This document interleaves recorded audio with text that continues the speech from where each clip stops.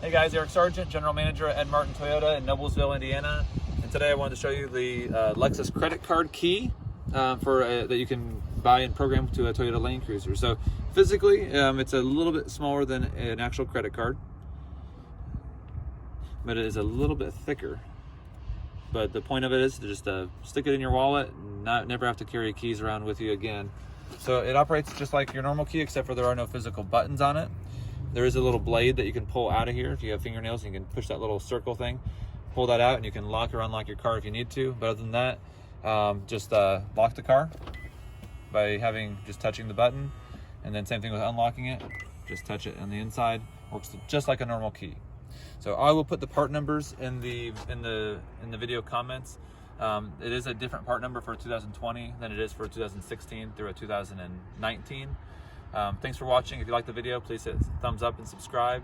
Talk to you soon.